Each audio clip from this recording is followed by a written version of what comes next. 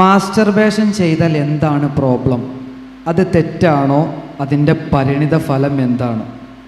അതുപോലെ അതിനോടൊപ്പം മറ്റൊരു ചോദ്യം, ഞാൻ അശ്ലീല വീഡിയോകൾ കാണാറുണ്ട്, പക്ഷേ എനിക്കത് നിർത്തുവാൻ കഴിയുന്നില്ല.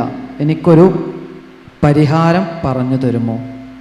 ചോദ്യങ്ങൾക്ക് ഉത്തരം നൽകുന്നത് മുനവർ സ്വലാഹി. അസ്സലാമു അലൈക്കും. സത്യം പറയാം, ടീം സ്പേസിലെ ഏറ്റവും നല്ല അറ്റൻഷനുള്ള സദസ്സായിട്ടാണ് എനിക്ക് ഫീൽ ചെയ്ത് കേട്ടോ.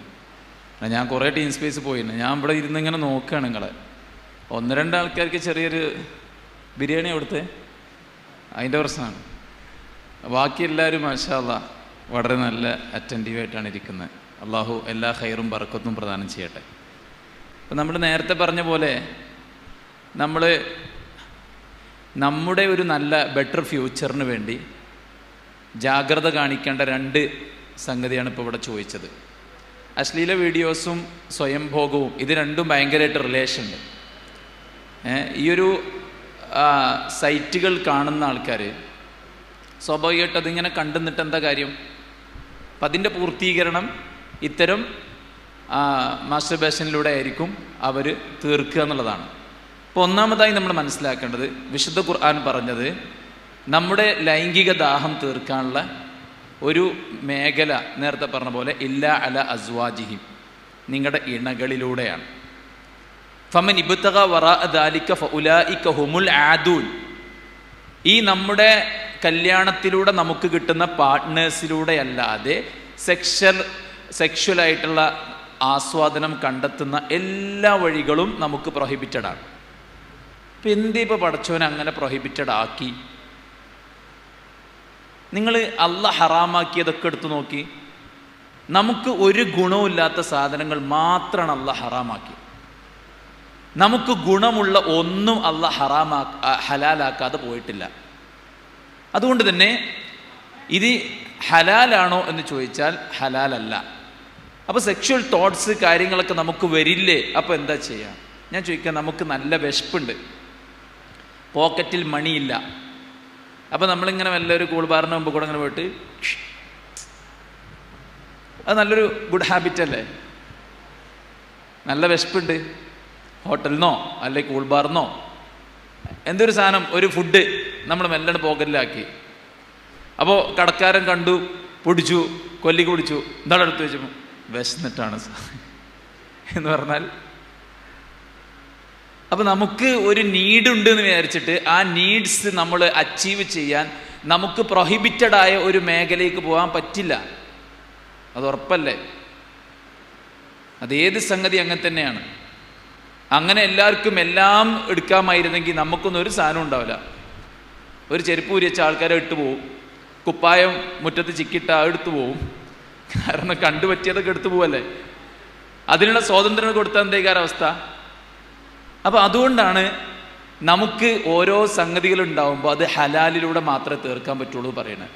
ഇപ്പം ഈ സൈറ്റുകൾ, അതിൻ്റെ ഒരു സംഗതി എന്താ വെച്ചാൽ അവൈലബിലിറ്റിയാണ്. ഏത് സമയത്തും എവിടെ വെച്ചും ആർക്കും കിട്ടും. പിന്നെ പ്രൈവസിയാണ്, ആരും അറിയൂല. അസ്സലാമു അലൈക്കും, സുഖല്ലേ? മാഷാ അല്ലാഹ്, നിങ്ങളെ പ്രസംഗമൊക്കെ കാണാറുണ്ട്, ഭയങ്കര ഇഷ്ടമാണ് എനിക്ക് നിങ്ങളെ. ഓ നല്ല അല്ലേ? ആരും അറിയില്ലല്ലോ, പുറത്താരും അറിയില്ല, നമ്മൾ മാത്രമേ അറിയുള്ളൂ അല്ലേ? പ്രൈവസി. പിന്നെ ചീപ്പാണ്, പൈസ കൊടുക്കണോ? പൈസ കൊടുക്കണ്ട. പക്ഷെ നിങ്ങൾ ആലോചിച്ച് നോക്കി, നമ്മളിപ്പോൾ ഒരു വേശ്യാലയം നടത്തുമോ? അതിന് വേണ്ട സപ്പോർട്ട് കൊടുക്കുമോ? സത്യത്തിൽ ലോകോത്തര വേശ്യകൾ അവരുടെ ശരീരത്തിലെ തുണി ഉരിഞ്ഞ് HD ക്ലാരിറ്റിയുള്ള ക്യാമറയുടെ മുന്നിൽ കാണിക്കുന്ന സെക്ഷുവൽ ആക്ടിവിറ്റീസ്, അത് കണ്ടുകൊണ്ടിരിക്കുക എന്ന് പറഞ്ഞാൽ എത്ര ചീപ്പ് പരിപാടിയാണ്. ഒരാളെ റേപ്പ് ചെയ്യുന്നത് നമ്മൾ ആസ്വാദനത്തോടെ കണ്ടുക്കുമോ? നമ്മളെ പെങ്ങളെ ഒരാൾ കയറി പിടിച്ചാൽ നമ്മൾ വേഗം വീഡിയോ എടുത്തിട്ട് റെക്കോർഡ് ചെയ്യോ രാത്രി കാണാൻ വേണ്ടി?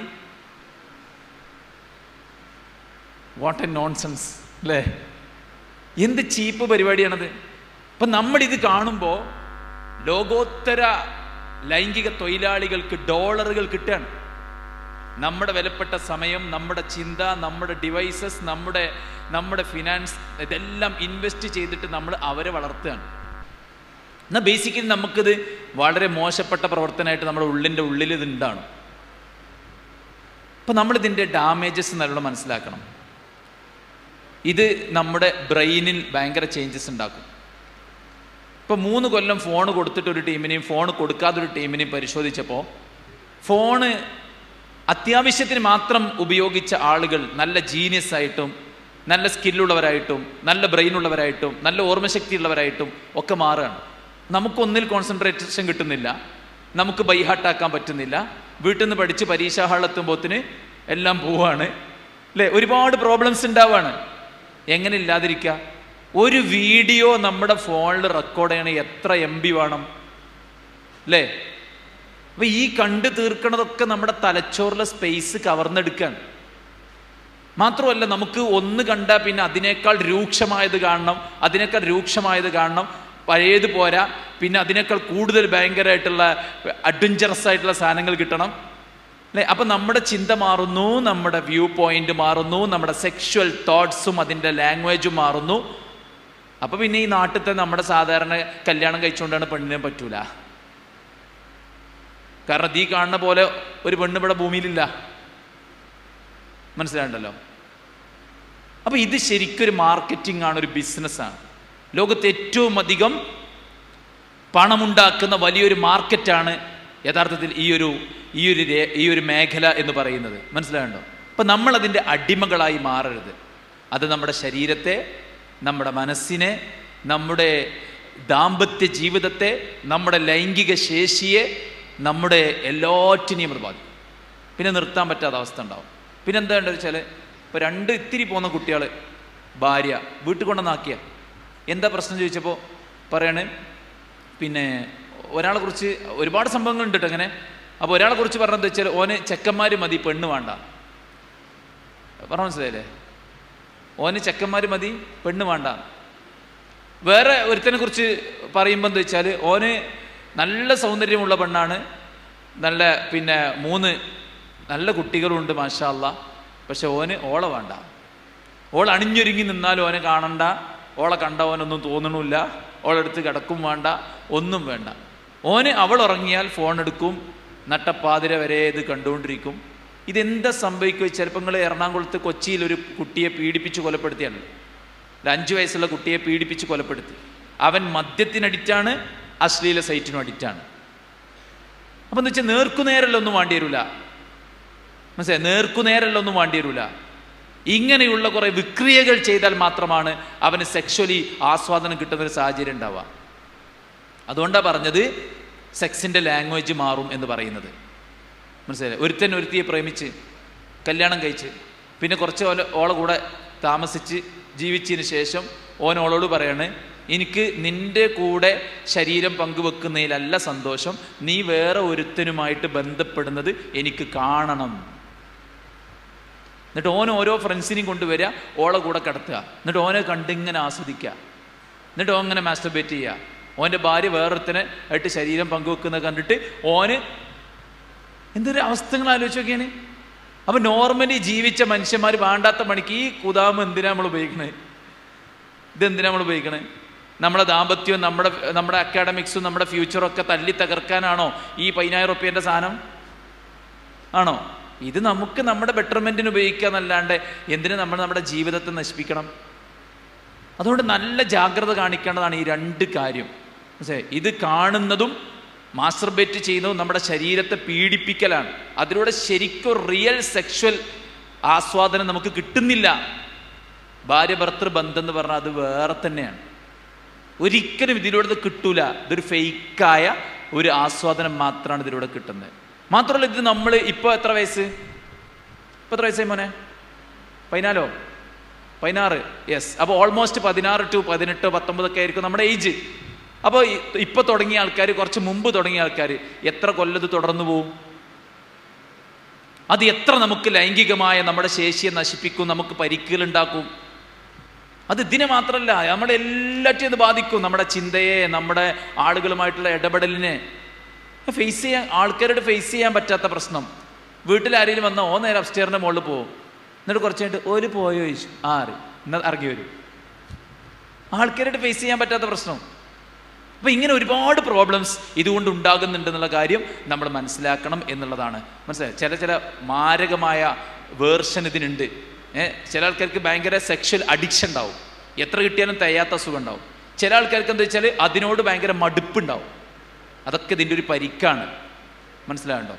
അത് നമ്മൾ മനസ്സിലാക്കിക്കൊണ്ട് മുന്നോട്ട് പോകണം. ഏറ്റവും പ്രധാനം നമ്മൾ പടച്ചവനോട് പ്രാർത്ഥിക്കുക ഇതിൽ നിന്ന് രക്ഷപ്പെടാൻ വേണ്ടിയിട്ട്. പിന്നെ നമ്മൾ കുറച്ച് ദിവസം, ഒരു 10-21 ദിവസം നമ്മൾ ഫോണൊക്കെ ഒഴിവാക്കുക, ഇത് കാണാനുള്ള സാഹചര്യങ്ങൾ ഒഴിവാക്കുക, അതിനെക്കുറിച്ചുള്ള ചിന്തകൾ മനസ്സിൽ നിന്ന് ഒഴിവാക്കുക. മനസ്സിൽ ചിന്ത വരുമ്പോൾ നമ്മൾ ശൈത്താനിൽ നിന്ന് രക്ഷ തേടുക, ദിക്ർ ചൊല്ലുക, നിസ്കാരം കുറച്ചുകൂടെ കോൺസെൻട്രേറ്റ് ചെയ്യുക, ഖുർആൻ നന്നായിട്ട് ഓതുക, പഠിച്ചുകൊണ്ട് പ്രാർത്ഥിക്കുക. പിന്നെ നമ്മളിങ്ങനെ ഒരാഴ്ച ഞാൻ കണ്ടില്ല, അങ്ങനെ ഭയങ്കര ഓവർ കോൺഫിഡൻസ് പോകണ്ട. ഒരാഴ്ച നമ്മൾ ജീവിതകാലം മുഴുവൻ ഇത് ഒഴിവാക്കാൻ പോവാണ്. അപ്പോൾ ആ ഒരു ഉറച്ച തീരുമാനമെടുത്ത് ഇനി കാണില്ലെന്ന് തീരുമാനിച്ച് കാണാനുള്ള സാഹചര്യങ്ങളെല്ലാം ഒഴിവാക്കി നമ്മുടെ ചിന്തകൾ നന്നാക്കുക. ഇപ്പോൾ പബ്ലിക്കിൽ നിന്ന് ഇങ്ങനെ നമ്മൾ കാണുന്ന ഫോട്ടോസ്, മാസികൻ്റെ പുറത്തുള്ളത്, സിനിമ പോസ്റ്റർ, ചെക്കന്മാർ തോട് പിടിച്ച് ഇങ്ങനെ നോക്കി ഇങ്ങനെ വെക്കും സിനിമ പോസ്റ്റർ സ്കൂളിട്ട് പോകുമ്പോൾ, അല്ലേ? അപ്പോൾ അതൊക്കെ നമ്മൾ കണ്ണിനെ മാക്സിമം താഴ്ത്തുക. ഏത് കുട്ടീനെയും, കൂടെ പഠിക്കുന്ന കുട്ടിയാണെങ്കിലും റോട്ടിൽ നിന്ന് കാണുന്ന കുട്ടിയാണെങ്കിലും കണ്ണിനെ താഴ്ത്തുക. കാരണം ആ ഒരു ചിന്ത മനസ്സിക്ക് വരാണ്ടിരിക്കാനുള്ള ട്രീറ്റ്മെൻറ്റ് നമ്മുടെ മനസ്സിന് കൊടുക്കുക എന്നുള്ള. പിന്നെ ഇങ്ങനെ പരിപാടിയുണ്ട്. നിങ്ങളിപ്പോൾ ഫ്രണ്ട്സാണല്ലോ, നിങ്ങൾ അങ്ങോട്ടും ഇങ്ങോട്ടൊക്കെ ലോക്ക് ചെയ്യുക. നമ്മുടെ ബ്രൗസേഴ്സ് കാര്യങ്ങളൊക്കെ അങ്ങോട്ടും ഇങ്ങോട്ടും ലോക്ക് ചെയ്യുക. എനിക്കറിയില്ല എൻ്റെ പാസ്വേഡ് എന്താ, അത് ഓനെ അറിയുള്ളൂ. അപ്പം അങ്ങനെ കുറച്ച് ലോക്ക് ചെയ്യിക്കുക. പിന്നെ ഈ മാസ്റ്റർബേഷനൊക്കെ നിൽക്കാൻ വേണ്ടിയിട്ട് കുറേ ചാലഞ്ചസ് ഉണ്ട്. അതിന് ഗ്രൂപ്പുകളൊക്കെ ഉണ്ട്. കുറേ കാലങ്ങളായി നിർത്തി അതിൻ്റെ ഗുണമൊക്കെ പറയുന്ന കുറേ ആൾക്കാരുണ്ട്. അപ്പോൾ അങ്ങനത്തെ ചാലഞ്ചസ് ഗ്രൂപ്പുകളിലൊക്കെ നമ്മൾ ചേരുക, എന്നിട്ട് അങ്ങനെ ഒരു ചാലഞ്ചായിട്ട് ഏറ്റെടുക്കുക. നമ്മളായിട്ട് തുടങ്ങി വെച്ച ഇത്തരം വിക്രിയകൾ നമ്മളായിട്ട് അവസാനിപ്പിക്കുക. This is the time to change your life. Okay, ഇനി കുറച്ചുകൂടി അങ്ങോട്ട് പോയാൽ നിങ്ങൾക്കത് ഒരിക്കലും സ്റ്റോപ്പ് ചെയ്യാൻ കഴിയില്ല. ഒരു ഇംഗ്ലീഷ് പണ്ഡിതൻ പറയുന്നുണ്ട്, 43 കൊല്ലം ഈ അനാവശ്യ സൈറ്റ് കണ്ട ഒരാൾ മാറ്റം ചോദിച്ചു വന്നു, എനിക്ക് മാറണം. അപ്പോൾ ഇയാൾ ചോദിച്ചത്ര എന്താ ഇത്ര കൊല്ലം നിങ്ങൾ മാറാണ്ട് എപ്പം മാറുമെന്ന് ചോദിച്ചപ്പോൾ അദ്ദേഹം പറഞ്ഞു, ഇത്ര കൊല്ലം എൻ്റെ ഭാര്യ എൻ്റെ മക്കളിത് കണ്ടില്ലായിരുന്നു. ഇപ്പം ഞാനൊരു ദിവസം ഇത് കണ്ടുകൊണ്ടിരിക്കുമ്പോൾ എൻ്റെ മോളിത് കണ്ടു, അവരെന്നെ ഒഴിവാക്കി പോയി. അപ്പം ഇനി ഞാൻ 10-60 വയസ്സായ ആളാണ്, എൻ്റെ കൂടെ അവരില്ല, ഭയങ്കര വിഷമമുണ്ട്, അവിടെ എനിക്ക് മാറണം. അപ്പോൾ ഇതൊക്കെ ഭയങ്കര മാരകമായ വേർഷനാണ് ഇതിൻ്റെ ഒക്കെ കേട്ടോ. ഭയങ്കര ഡേഞ്ചറസായ ഒരുപാട് എക്സ്പീരിയൻസ് ഉണ്ട്. സ്വന്തം ഭാര്യനെ അപ്സ്റ്റെയറിൽ കിടത്തി ഉറക്കിയിട്ട് ഡൗൺ സ്റ്റെയറിൽ താമസിക്കുന്ന 8-9 ക്ലാസ് പഠിക്കുന്ന പെൺകുട്ടികളെ റൂമിൽ നിന്ന് ഒരുത്തനെ പിടിച്ച് ഓനി അശ്ലീല സൈറ്റിന് അടിമയാണ്. നൗദുബില്ല. അതുകൊണ്ട് ചലഞ്ച് എന്താണ്? ചാലഞ്ച് കാണാതെ ഇപ്പോൾ ആർക്കും കാണാൻ പറ്റും, കാണാതൊക്കെ എന്നുള്ളതാണ് ചാലഞ്ച്. ഓക്കെ, അള്ളാഹു അനുഗ്രഹിക്കട്ടെ. അസ്സലാമു അലൈക്കും.